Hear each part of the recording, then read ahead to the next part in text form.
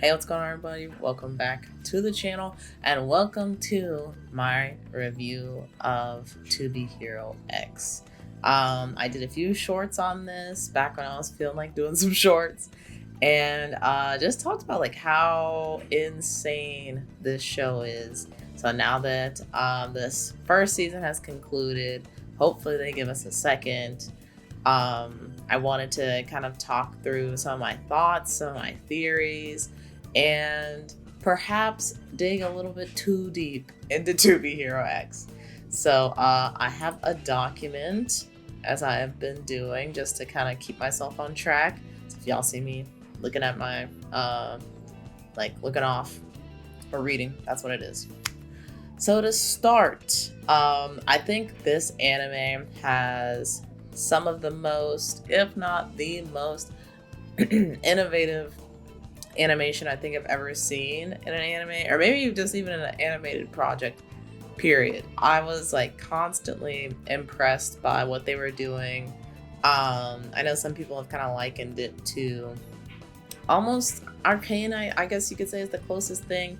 Spider-Verse is like, it kind of has a different feel to me personally, but Arcane is probably the closest you could say. But even then, I think it goes a step above Arcane in terms of creative direction and playing with like 2D animation, 3D animation, like actually animating the characters in 2D, not just the special effects. And even throwing in like pixel animation in there too, which is crazy. And it kind of makes me wonder, because I heard about this show like maybe 2-3 years ago, something like that. And I originally thought it was a game. And they had shown like a few trailers of how like things are progressing. And now seeing the final product, I'm like, that makes sense why we like seen things so early on, because I imagine this took forever to make. Like the animation is that impressive. So in a way that makes me a little sad, because I'm like, if we do get a season 2, it's probably not going to come out for a good while. But good things come to those who wait. Good things come to those who wait. Let's see. What else? Oh, I also really liked the mixing of 3D and 2D animation actually playing a role in like the story that's being told, and I guess those changing like perspectives, you could say, as actually tied to the story in some kind of way, with like, you know, X basically being able to alter the way that the world is being perceived and like basically the rules of how things work, which is crazy. And we need a season 2, because I need to dig more into that. We need a season 2. But that was really cool. That was really interesting, because I feel like sometimes they're kind of like thrown, like mixing mediums like that is kind of thrown in for a special effect or like shock value, which I think is totally fine, and that's something I would personally do. But to see that actually also played a role into the narrative itself was like a level up for me. I don't know if I've ever seen a show that has covered so many different perspectives in one season, perspectives of so many different characters. I think that there's, let me see if I go to the bottom, I wrote down each character arc. There's 1, 2, 3, 4, 5, 6, 7, 8, 9, 10. Plus, there's another arc. But 10 different characters, main characters. And there's supposed to be so many more that they haven't covered yet. That's crazy to me. And also, I guess kind of skipping down to the bottom of my little recap list, I think that the way that they presented the story with having moving events in the timeline, so it's not in chronological order, made the show interesting.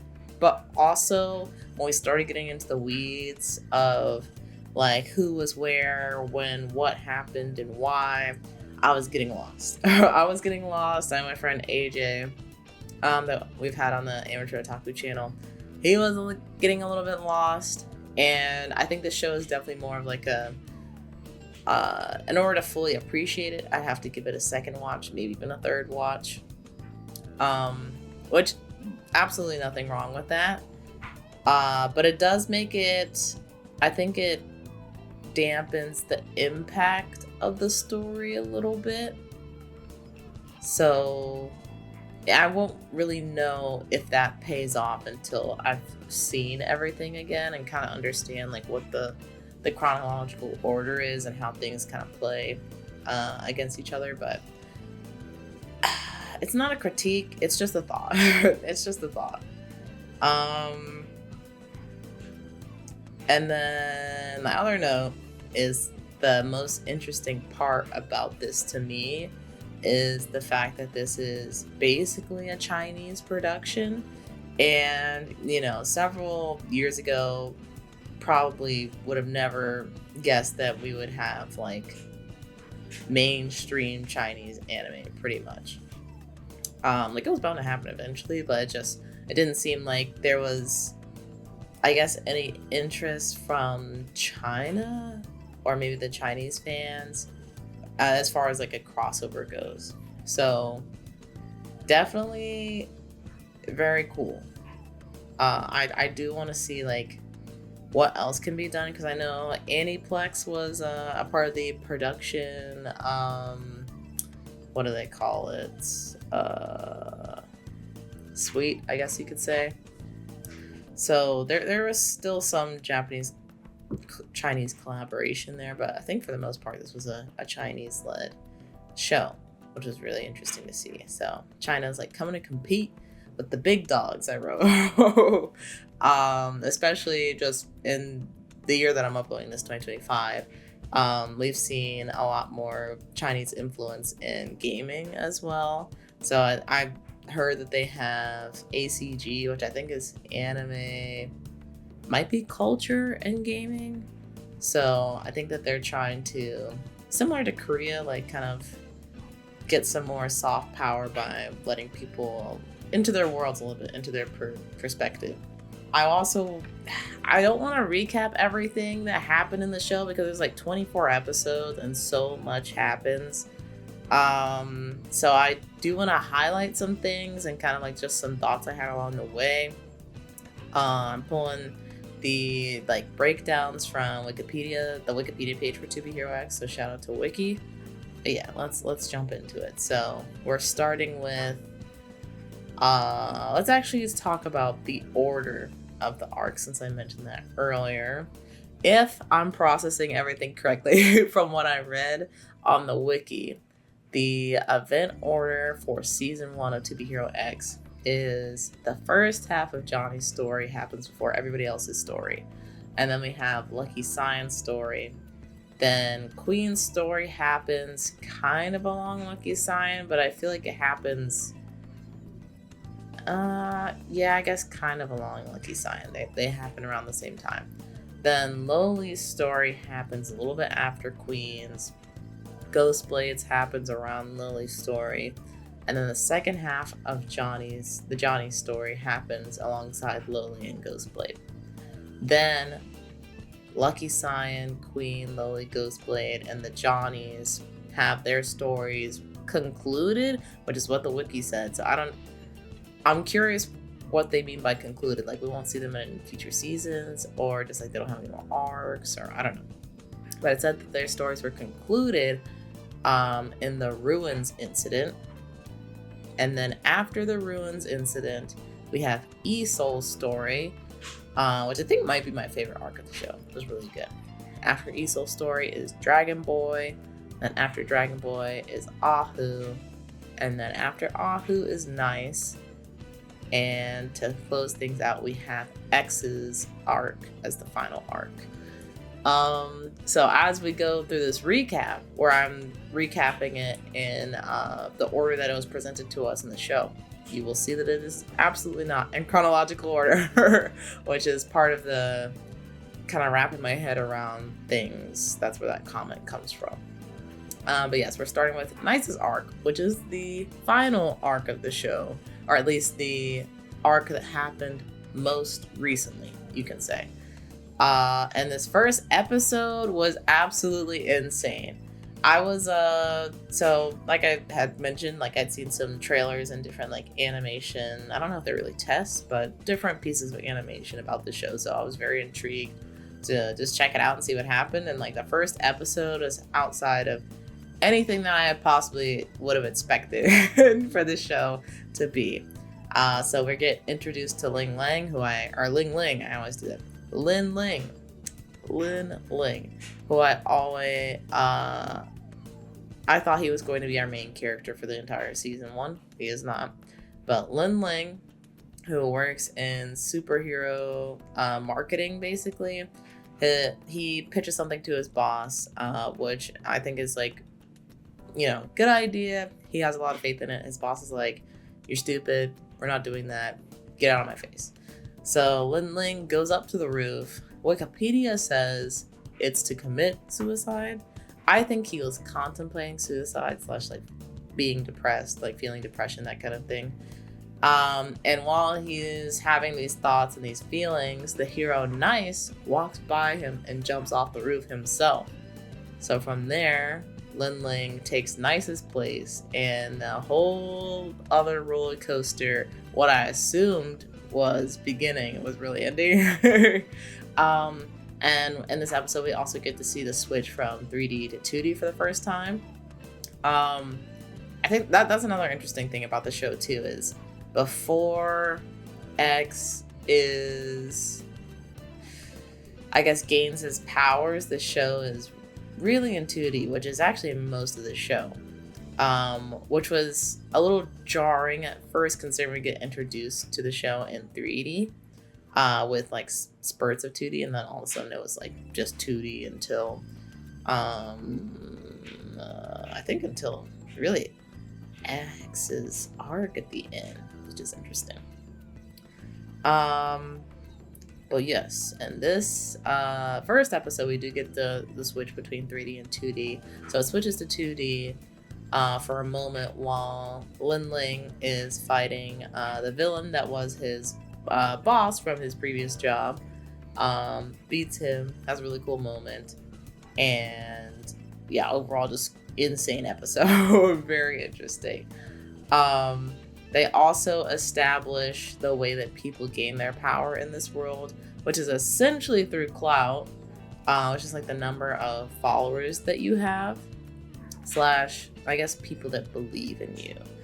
And I feel like that the trust system, I think they call it, it might be like a commentary on like how things work in real life, because I do feel like there's a somewhat of a trust system when it comes to like celebrities, internet celebrities. You could send it to like public figures, things like that.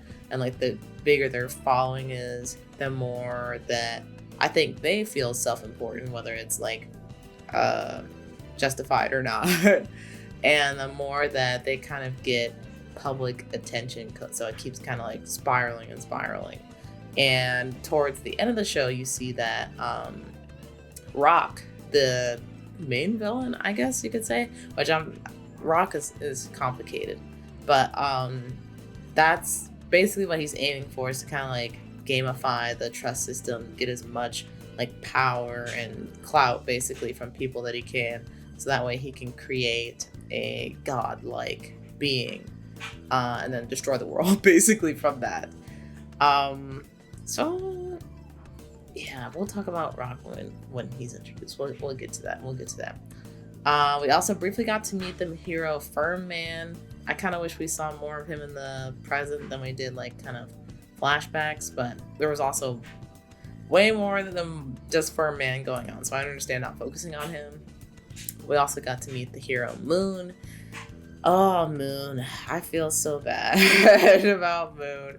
I think she was a pretty interesting character. Like at first very kind of standoffish, because she knew right away like Lin Ling took the place of Nice because he looks very similar to Nice. And nobody said anything about it because they didn't want people to know that Nice had committed suicide basically. And Moon knew right away, and she was acting very standoffish with him, which I honestly don't think she would have acted too differently to Nice, because he was kind of a crazy dude. But slowly over time, Lin Ling started to kind of break through Moon's shell and was able to get to see like a kinder, more fun, adventurous side of her.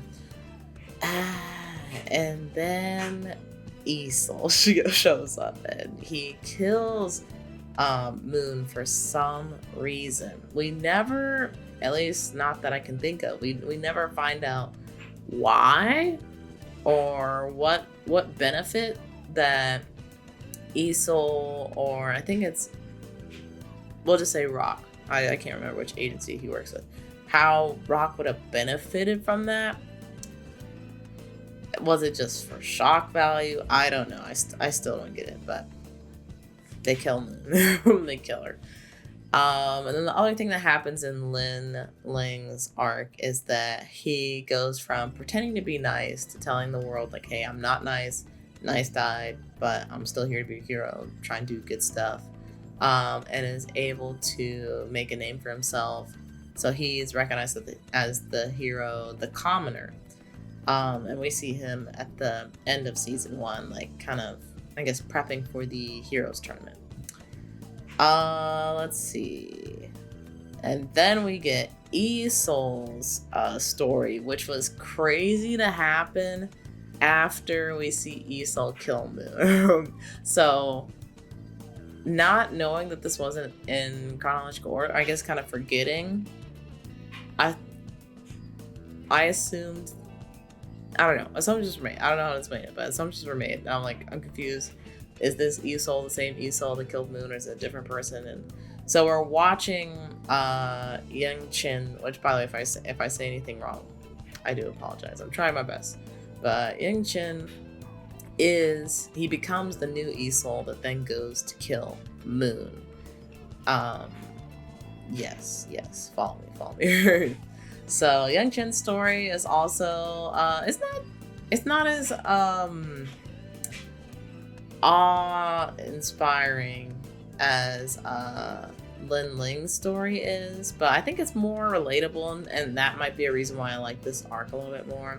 He's basically a guy that's kind of down on his luck a little bit. He's working a job that he doesn't necessarily love. Like, it's in proximity with what he wants to do, which is become a hero like Easel, but he's just basically a stage actor for the moment.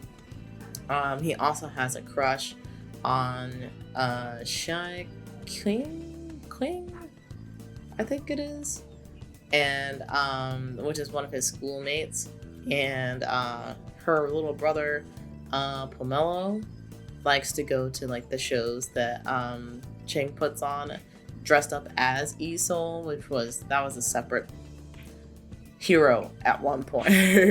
Ching became the new Easel, but before then there was an old Easel. So they were both, Pomelo and Ching were both a fan of the old Easels. They hung out together, got close, but that was also a way for Ching to get closer to his sister, Queen.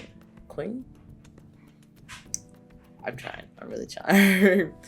And then we also have some like a romantic triangle that was going on. That was like, it was kind of short-lived, but it was getting a little spicy. But what ends up happening to the romantic rival is Chow, he ends up teaming up with Ching, and he wears the Easel helmet, and he basically gets mistakenly assassinated because the assassin thinks that it's Ching under the helmet, who's always dressed up as Easel, and became more popular, but it was not.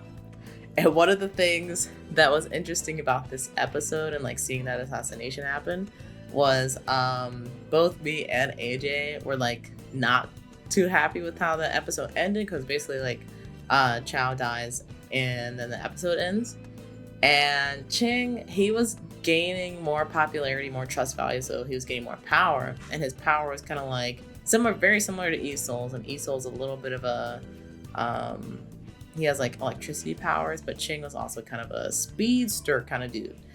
And I'm like, how is it that I'm pretty sure he could move faster than a bullet, but somehow his friends still got shot? And then come to find out, the following episode, they actually explain it. And I was like, oh, that was actually great. I love when, like, I guess not only when projects kind of like respect your intelligence, but they also make you question something, and then they'll be like, okay, well, now we'll give you the answer. Instead of just kind of like keeping you on the hook or just assuming you'll figure things out. But basically, Ching kind of faltered for a moment because he was like, oh, Chao's gone. Then there's nobody else to compete for Queen's heart, basically. But then he dismissed that thought, but by the time that it happened, like, it was too late. His powers failed him basically in the moment because he faltered. So that kind of sent him on a spiral, and he ends up getting closer to Rock, who was his uncle, question mark. He's an adult that's close to him. That's what I can confirm. I don't know what the relationship is outside of that. But Rock kind of comes up with a scheme to get Ching more power so that he can become the new E-Soul. And they're able to execute that plan and actually kill the old E-Soul. So now Ching is the only E-Soul. But I think he loses an arm in that battle during the process. But it was the only thing about that arc was I felt like Ching kind of turned to the dark side unexpectedly fast. A little bit. I wish I don't know if I would change anything. It was just unexpected the way that things went. But it was still probably my favorite arc, I think. It was very interesting. They had the romantic drama, they had battles, they had like drama, like between characters, deaths, all that kind of stuff. It was good. And then the show starts to slow down a bit for me after these next few arcs. Well, not few. Yeah, actually kind of few. The important things do still take place, so I can't like fully bag on it, but it's just, I wasn't as engaged as I was during the nicer E-Soul arc. So we'll jump into Lucky Cyan's arc, which was the next arc that played. So Cyan, she's the sole survivor from a plane crash that also killed her parents and all the other passengers on board. She was taken to an orphanage by Liu Zeng, I think, who was a journalist, later turned villain. And she gains the ability to more or less bless people with good fortune. So the dean that runs the orphanage finds this out, and the community just starts to keep asking her like to bless certain things, give them good fortune, and it eventually becomes a cult, which was, I think that's realistically what would happen, but I just was not expecting to see that at all. So that was interesting to see. So of course Cyan wants to break away from that. She just wants to be a normal girl, normal person. She's able to escape with the help of a friend, Luo. But unfortunately Luo doesn't make it out. Just Cyan makes it out. But Cyan never forgets about him and eventually goes back to school. But that's in the next episode. Yeah. But to close out her first episode, she becomes a street performer where she gets popular, and that's how she like builds her new fame and becomes the idol Lucky Cyan. And interestingly, I think the most interesting part about this arc that didn't even really happen during this arc, it did, but it didn't. You don't find out when you're introduced to Lucky Cyan. You found out when you're introduced to X that Lucky Cyan basically gave X his powers to like change the perspective of the universe, basically. Which is insane to think that she has that kind of giving ability. But it also makes me think, is there any kind of drawback? Because it seemed like Lucky Cyan was able to give people blessings, but there was something that was also not necessarily taken, but there's just some kind of backlash, I think. So maybe we'll see that in season 2. Let's see. And then to kind of close out Lucky Cyan's arc, Luo, her friend, has a like misfortune power.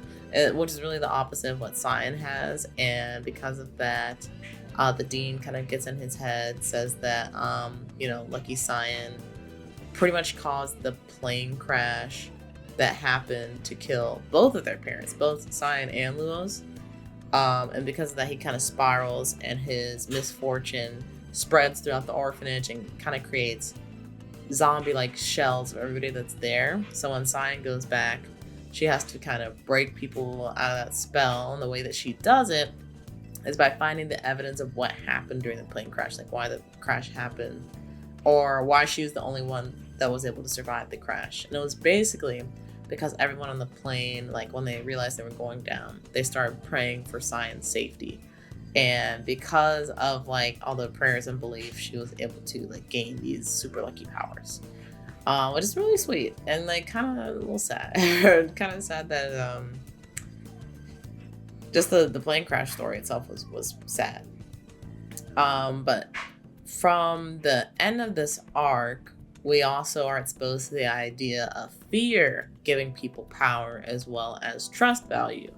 And that, I feel like, is also accurate in terms of real life too. Like if, you're able to intimidate people, like you can also gain power just as easily as if you're able to get people's love.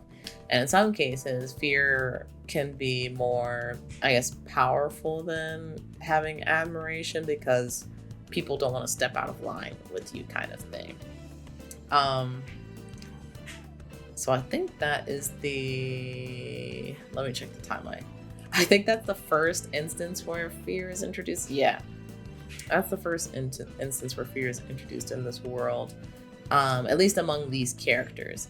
Later on in the show, they also talk about Rock and how he admires this hero Zero, who was from long ago, I believe, and he was the first hero that used the power of fear. And that happened before all the other characters' stories.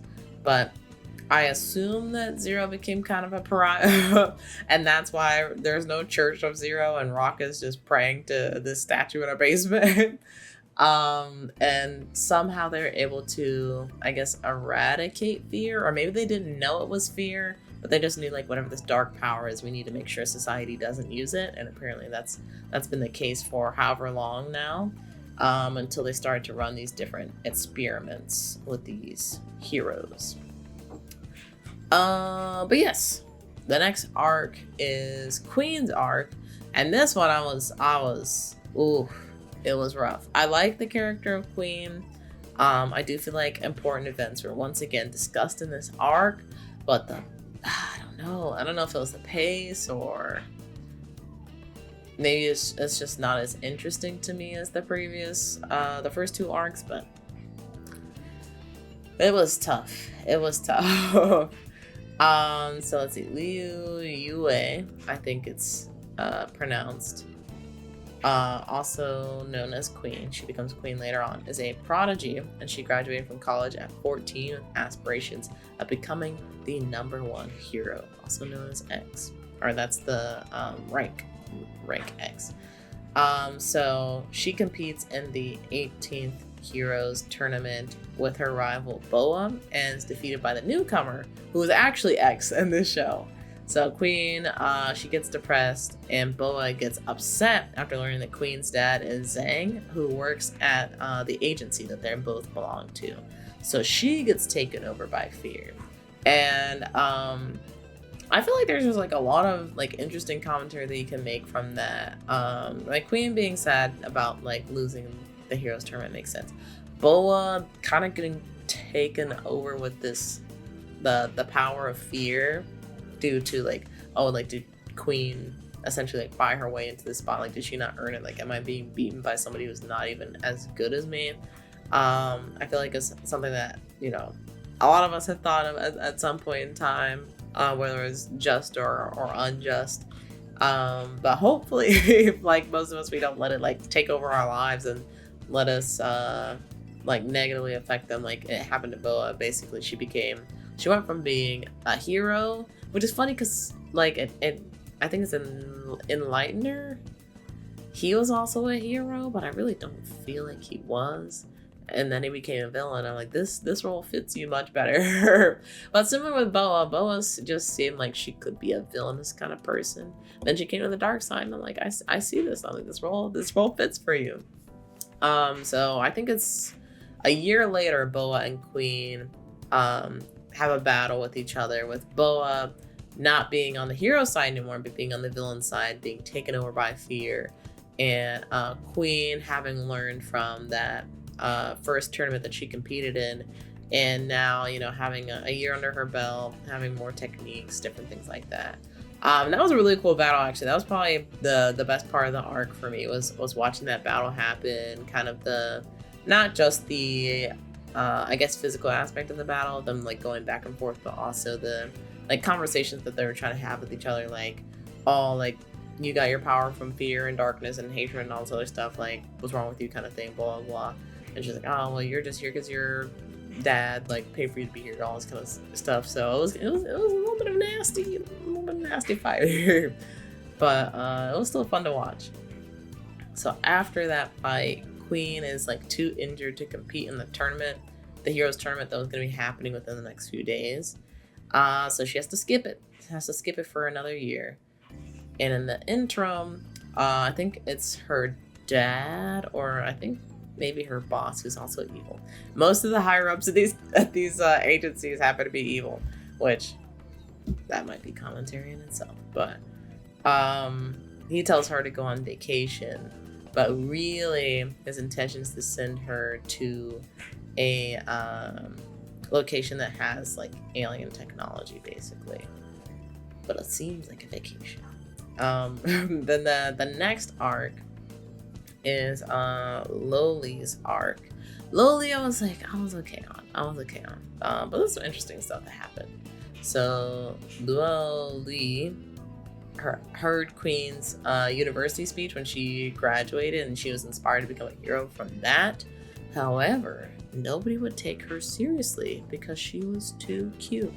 And I'm like, that's another, like, I feel like commentary piece, especially when we think about like red pill guys and even like red pill women and how they perceive women and what they think that women are capable of.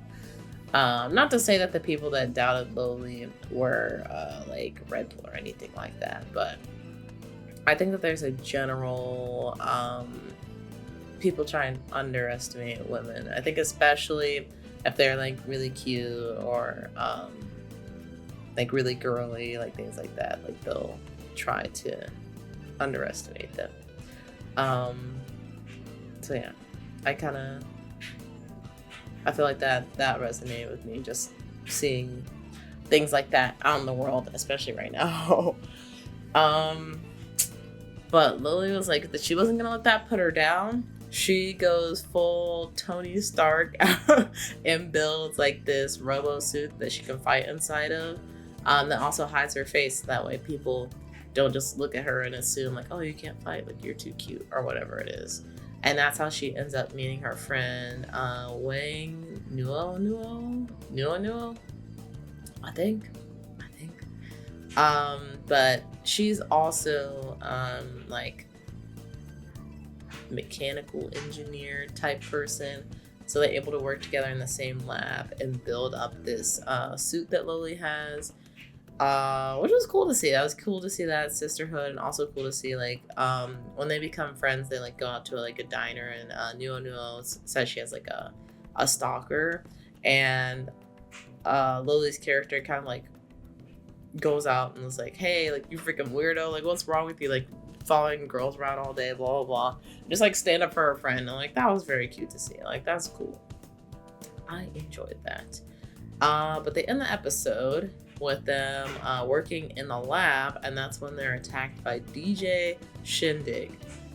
The name is hilarious. the name and the outfit, honestly, because he has like a kind of like a dead mouse kind of helmet where it's just like really big, like bulbous thing, but his helmet is just a disco ball, I think.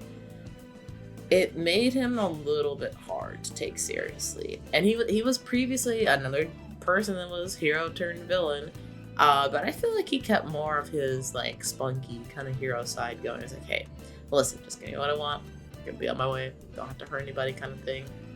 It doesn't mean he wasn't willing to do it. But next episode we find out Shindig's objective was to steal this container of fear, but Lily throws him into the container where he gets corrupted. I'm sure that's not where he thought he would be at the end of the day. But that was wild to see too, because that was the first time in the show that we saw someone get corrupted by fear that wasn't didn't come from within, I guess you could say.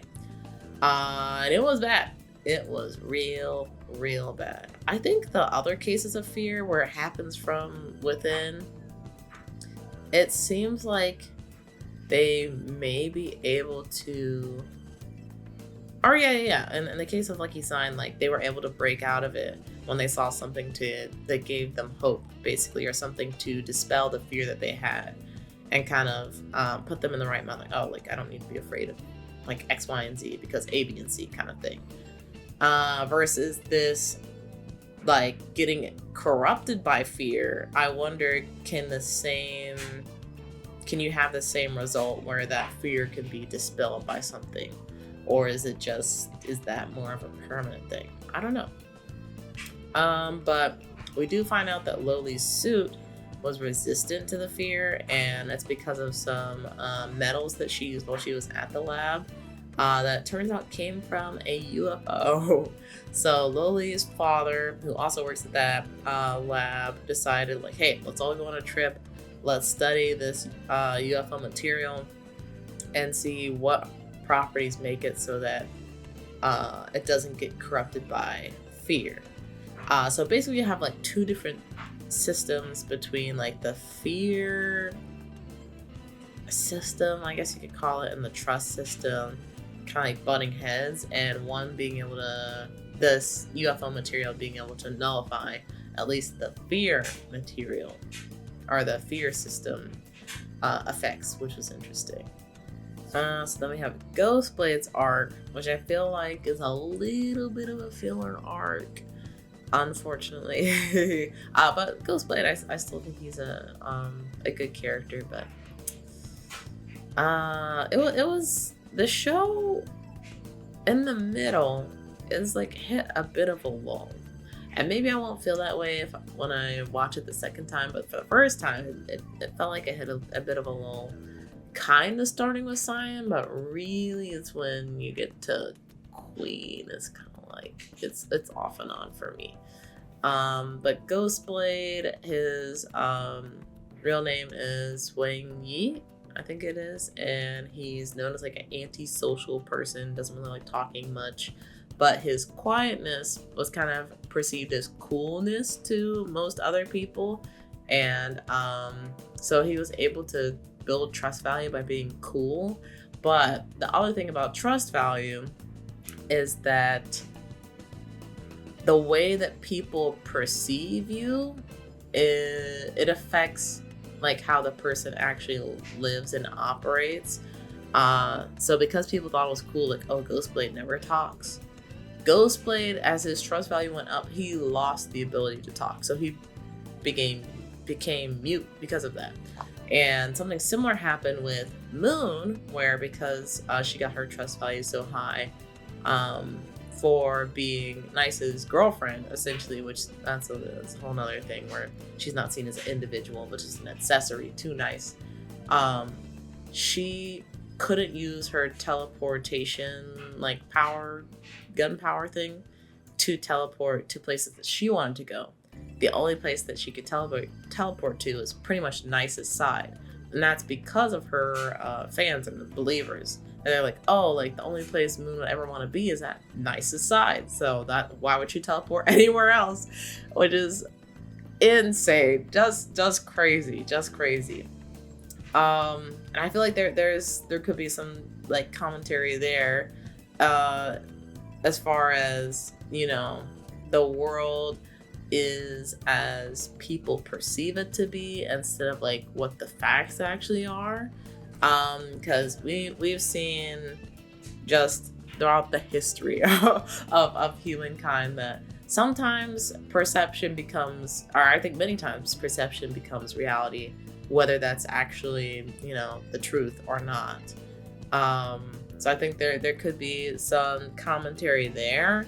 And I think there's also commentary around like your power is attached to the way people perceive you and not necessarily like how you are as a person. So if you start to act out of line with that perception, you start to lose the power that was gained from that viewpoint. So that's, I think, kind of influenced some of the reasons why like people go down the route that they went down, is because they were trying so much to be like Ghostblade that they could no longer be like Wang Yi, for example.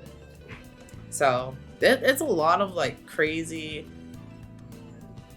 like themes that you can think about from this show that you just don't have time to, because I think things move so fast. But if you take a minute to think, it's very interesting. But Ghostblade, once he becomes a more popular enough hero, he becomes a rogue hero assassin, essentially. And that's funny enough how he met his ex-wife. She was kidnapped by, I guess, a rogue hero, or maybe, I think it was actually a villain. He saved her, found out that she's also kind of like has this antisocial like label, doesn't talk a lot, ended up getting married, had a kid together. But Ghostblade seems like he wasn't ready to leap into fatherhood. And because of that, his wife divorced him. And so he has to watch his daughter grow up from afar, basically. The daughter is Nuo, who is the person that we saw earlier that was like getting stalked by a strange person or approached by a strange person. Turns out it was Ghostblade. Ghostblade had been following her from afar, watching her, like trying to keep her safe in the way that he knew how. And in doing that, has also created a wedge between himself and Nuo because of his like weird behavior. It honestly, either way you cut it, it was weird behavior, unfortunately. But it was with love. It was with love. So then in the final episode of Ghostblade's arc, he ends up going on a trip with his daughter, Nuo, Lily's father, and the hero pair, Little Johnny and Big Johnny, which that's well, I think his arc is next. And they end up traveling to the UFO site, but they end up camping for a day, and while they're camping, the crew starts to become like really emotional and acting kind of strange. So interestingly, Ghostblade doesn't get affected by whatever the team is being affected by. He doesn't become super emotional. At least outside looking in, he can't speak, so there's not as many ways for him to like verbalize what he's feeling. But he walks off, ends up looking around, and finds that Shindig, who has been corrupted, as we previously talked about, is hanging out in the forest, like affecting people and essentially kind of like spreading fear among them to make them super emotional. So Ghostblade pretty quickly dispatches Shindig, kills him, and that's where the Johnny's story come in. Mm-hmm. There is a lot to the Johnny's story because, as I mentioned earlier, half of the story takes place before anything else in the show. And the other half of the story happens alongside Loli, Ghostblade, and I think...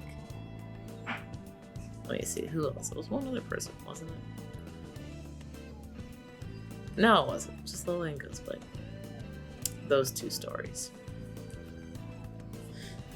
But in the first half, we see Little Johnny, who is the actual human. Big Johnny is the little dog. That was, Little Johnny, human. We see Little Johnny's dad, Ong Sing, explore a crashed UFO site, and that's where he ends up picking up Big Johnny, and he took him just so that way Big Johnny wouldn't get put into a lab, possibly tortured, like all those kinds of things. So that he can hopefully give him a better life. And soon after that, Ah Sing's wife passes from a terminal illness, and Ah Sing decides, like, I want to take my kid, or I guess my kids now, and retire, go raise them, have a normal life, all that kind of stuff. So they move out into like a rural community, but that does not allow Ah Sing to escape from his heroic duties. So one of the people they used to work with, our heroes that he used to work with, Vortex, approaches Ah Sing and says like, hey, we have a situation, like we need you to come back. Ah Sing's like, no, I'm retired. Like, no, I'm not coming back. So that same night after Vortex leaves, Sing is killed, and little Johnny assumes that Vortex is the one that did it when it was really Ghostblade. So that later on in the timeline, when Ghostblade is killing Shindig, little Johnny shows up like right after and kind of recognizes Ghostblade's handiwork, and was like, I had the wrong guy this whole time. Which I don't know if that's in the favor or not in the favor of little Johnny, because he assumes that Vortex is the one that killed his father at first, and Big Johnny kind of turns into a kaiju, starts a rampage in a nearby town, and Big Johnny is defeated by Vortex, but little Johnny is able to tame Big Johnny and calm him down. And because there's like, I guess people talked about what little Johnny was able to do and got media attention, he was able to get followers, and from there he pretty much started a hero career off of kind of doing nothing. But now with this newfound fame, little Johnny wanted to use his superhero career to become the #1 hero, so that way he can force Vortex to tell him what happened to his father. But as he's making the climb, Vortex was actually killed in the plane crash that orphaned Cyan and Luo. Which, unfortunate luck for a lot of people involved, but little Johnny included, I guess, because he wanted revenge. But now, kind of going back to the future, he has another opportunity to get revenge. I don't know if he's gonna act on it yet. It seemed like he was very conflicted in the show, but ultimately, like, nothing resulted from it yet. Crazy part though, Ghostblade was actually sent to kill little Johnny on this trip to the UFO site, so that way he can take Big Johnny back to Rock. So Rock he's just trying to end the family lineage, it seems. But Esol shows up, and Esol is told to kill Ghostblade and little Johnny because Rock basically doesn't trust Ghostblade to like finish this job. Like, he thinks there's some kind of ulterior motive, which, to be fair to Rock, there was an ulterior motive, and that was that Ghostblade wanted to protect his daughter. So it wasn't what he thought it was at all. And then the big twist for me originally was the fact that, Ghostblade and Esol are having this battle in like the lower section of the cave, and in the upper section we see Loli, Nuo and Loli's father there walking around trying to talk with some of the researchers, and Nice shows up. So this is after Nice had committed suicide in the show, like, if we're looking at things from the way that they released. So I'm thinking, like, wait, why would Lin Ling be here? And why is he dressed up as Nice? He's supposed to be somebody else now. And then I'm like, wait, he's not acting like Lin Ling. Is this the original Nice? What is going on? And then I remember that things were not in chronological order. I was like, oh. But yeah, that threw me for a loop at first. So this is where things start to really pick up again, is the Ruins incident, and it's the conclusion of the Johnny story, Loli's story, and Ghostblade's story. And I think it might be the conclusion of Queen's story as well. So all Nice is fighting with Loli, Ghostblade is fighting with Esol, and Big Johnny, who's He transforms and starts tearing stuff up. And that's when Queen and Cyan arrive. And Queen is able to like freeze everybody in place, basically, subdue everyone. And the battle's over. That was it. That was insane to see. Like, Queen is like an overpowered kind of character, which makes you think like, I guess how she was struggling in some of these other battles. I guess she was not as tenured, like a little bit younger, and maybe she didn't know that she had that kind of power. But now that she does, I really hope we get to see her do more stuff like that in season 2. That was crazy. I feel like somebody's got to be able to break past it though, because if you could just freeze somebody in place, like you would, you know. So somebody's got to be able to do something to make her sweat a little bit. But yeah, Queen walks up, ends the battle like pretty much immediately. And then we also find out, this is where we find out, it cuts to a different scene, that Rock is the worshiper of Zero. And we also get introduced to Dragon Boy, who is the next main character to have an arc. I didn't highlight a lot that was going on with Dragon Boy, because I feel like he, I don't know, he wasn't my favorite. It was more entertaining. I think like the Ruins incident was where things really started to pick back up for me, and Dragon Boy's arc I thought was still entertaining, but it wasn't necessarily because of Dragon Boy. But I guess brief introduction to him. I don't know if they ever gave him like a real name, so he's just referred to as Dragon Boy in the wiki, but they talk about how he has abusive parents, so not a good, you know, start to life, and that made him really get a strong hatred of the world and kind of just wanting to like get rid of everything. So Rock finds him when he's a kid, match made in hell, and together they work towards like trying to get this ultimate power to destroy the world pretty much. And some of that, I think, unbeknownst to Dragon Boy, will be created through the use of fear. So Rock sends Dragon Boy out to go take out this hero, Smile, which we hadn't heard of. Well, at least I don't think we had heard of Smile or seen Smile until this episode, but he was supposed to be one of the former #1 heroes, and he still had a great following, even though it seemed like he was retired, or at least, you know, not as active in the hero community as he previously was. So Dragon and Smile are fighting. Nice shows up. He's ordered to take out Dragon Boy and Smile. He's basically given a vial of fear and say, like, whoever's the victor of the battle, hit them with the fear and take them out. Nice, however, he Smile is one of his like childhood idols, so he can't bring himself to stab Smile. So he ends up stabbing Dragon Boy with the fear, and Dragon Boy has an ability to kind of reflect energy that's been put onto him, like back onto the other person. It's kind of like the Black Panther suit, where it's like it builds up enough kinetic energy and then you're able to like release it. It's that kind of thing. So, which I don't understand how this works, but basically he gets stabbed with the vial. Dragon Boy is able to take the contents from inside the vial and like push it out of his body, I guess, and onto Smile. So Smile ends up getting infected anyway.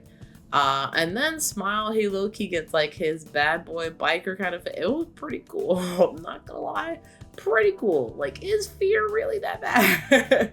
But now it's a fight between Dragon Boy, Smile, and Nice.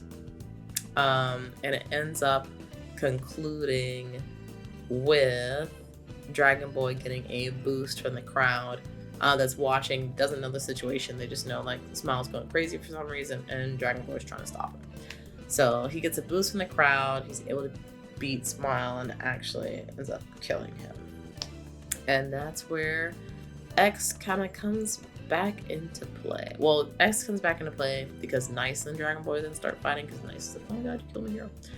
Then X comes into play.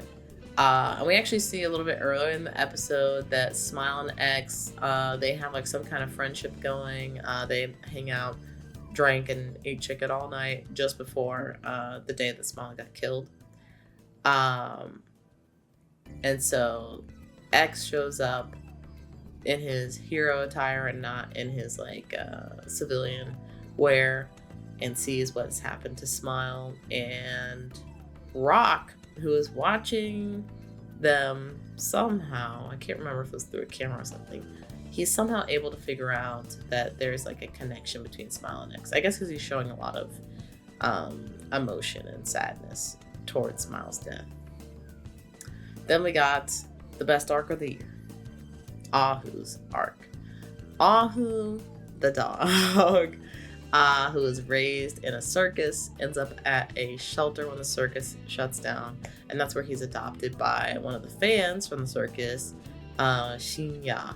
And Shinya wants Ahu to become a hero, like she viewed him while he was at the circus, like doing all this crazy stuff. She wants him to be a hero for her community that is being taken over by these different hero agencies, basically. And they're trying to like take their land. And I was like, oh my god, like there's so much of this show. I mean, they just don't spend enough time to like really break it down. But these agencies are like trying to take people's land, trying to like influence them, manipulate them, like love these people, give them power. Don't like these people, don't give them power. Their belief also shaping the way that the people hold power too, and kind of like it could be enabling them, could be disabling them. Like it's crazy. There's so much. But Ahu and Shinya, they're going around, they're having some success, like kind of pushing these thugs out of their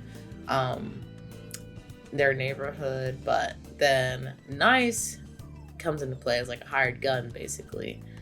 And they're struggling to fight against like the thugs that are surrounding Nice, as well as like Nice kind of giving some battle input every once in a while. And that's when X shows up. X takes out, he's able to defeat Nice. I can't remember what the situation was, but there's like Fear that was around, and Fear got on Nice, and Nice starts flipping out. Always because, you know, he stabbed a dude with Fear and saw his mentor die with Fear. Yeah, so that is what puts him in the mindset of the first arc where he ends up committing suicide. That plus somehow the media tracks down Ahu. They find out like, oh, like you were in the same area as a bunch of like defeated goons that were trying to take over this neighborhood. Like, how did you do it? And he doesn't say that X helped him, so he takes all the credit. He's able to boost his trust value from that, which is like, that's a little snake behavior. And then he ends up, you know, just from a complete nobody to somebody that outranks Nice on the hero scale. And that was what pushed Nice over the edge, literally. Now, that is sad. That is sad that, you know, Nice felt that down. But it's also, from a show perspective, it's also kind of funny that a dog ended up passing Nice. I'm like, that's, you know, that's not a good look. It's not a good look at all. But from there, we find out, you know, Ahu and X have a connection. And then in the final arc of season 1, we see X's arc. And Ahu hears that X has a bounty on his head, basically. So Ahu goes to find him, let him know, like, hey, people are gonna be coming. Like, you gotta get out of here. He comes to his apartment, so he's, you know, dressed in civilian wear, that kind of thing. He knows his secret identity. Excuse me. Then the like thugs, the hired thugs, basically show up to the apartment as well. So they know his secret identity. And I didn't make the connection when I was watching the show, but reading the Wikipedia, they're saying that Rock was able to find out X's secret identity through the connection of Smile and X. And that kind of makes me think, like, did Smile, like, frequently hang out with, I think the agency is DOS, like DOS salaryman, or did they know, like, he had a friend in DOS that was a salaryman, or I don't know how he made that connection, but it's ultimately, you know, what happened. But what happens next is super funny. Well, first, Ahu arriving to X's apartment and then X kind of like throwing him onto the wall basically. So he's like running around in the wall, trapped, not able to come back to I guess for lack of a better term, 3D. Is it? I can't remember if the section is 3D or 2D. It might be. But yeah, he like trapped him in the wall, which is so cool. And like I never would have thought to like do something like that. Like that's insane. So then he does the same thing to the thugs that come into his apartment building, and they end up having a fight inside the wall, outside the wall, in different dimensions, like all this kind of stuff. It was very cool to see. And after the fight, he's talking with Ahu about basically what all's been going on and why this agency is after him and what their goal is. And he basically breaks down how the top 10 heroes are basically chess pieces to be manipulated by these agency heads, and they're not really representations of hope for society, I guess you could say. So after that, X teleports to the 21st tournament. Remember, we were talking about like the 18th or like 17th tournament earlier, so it's been like 3-4 years. X teleports himself and Ahu to the 21st tournament ceremony, where he comes dressed in his civilian wear, not in his white suit, to show his identity basically and kind of stir the pot. And I think he did this so that way the agency can't just kill him and say that, oh, X disappeared. Now if something happens to him as a civilian, like people will know like, oh, they were targeting X, like they wanted to get rid of X. What's also interesting about this ceremony is that the original Nice ended up showing up as well. The one that supposedly died from committing suicide. He showed up and he had like these purple cracks on his face, as if he was like, you know, like a porcelain doll kind of thing. But we don't know if it's likely due to fear. It kind of seems like it looks like fear, or if it's something else. But that is where season 1 ends. Oh my gosh. I've been yapping for a while. for a long time. But it was 24 episodes, man, and it was packed full of information, different ideas, animation, incredible animation. It was just really good. Really fun show. I think really invoked a lot of different like thoughts and gave me pause at different times for good reasons. And I feel like I can't really tell anymore because all of our algorithms kind of put us in a silo. But even in my silo, I feel like nobody was talking about To Be Hero X. So I really hope that this show was successful and like a lot of people watched it so we can get a season 2. And if you haven't seen the show and you made it this far, please watch the show. Please watch the show so we can get another one. It was really good, and also I feel like a different way to go about storytelling, and even like from an animation perspective that maybe we wouldn't have gotten from like a Japanese studio or a Japanese production committee. That's what I was trying to think of. Not a production committee. But I appreciate y'all for coming through. Hopefully you guys enjoyed. If you saw To Be Hero X, please let me know down in the comments. Like, what are some of your favorite parts, some of your favorite characters, maybe something you're looking forward to in the next season that hopefully comes at some point. Be sure to put like a spoiler tag or something in the comments if you're talking about any kind of things that weren't in the trailers for season 1, basically, just so that way anybody that may not have seen the show will have some kind of warning before diving into things. But yeah, if you enjoyed this and me yapping, make sure to hit the like button so that way this video gets recommended to more people like you, and subscribe so that way you find out, you get notifications on when the Dawn to Dawn episode will drop. I don't even know, so y'all use your resources. Make sure to hit the bell and everything like that. And until next time, hopefully you guys have a nice evening or night or enjoy it. I'll see you in the next one. Bye.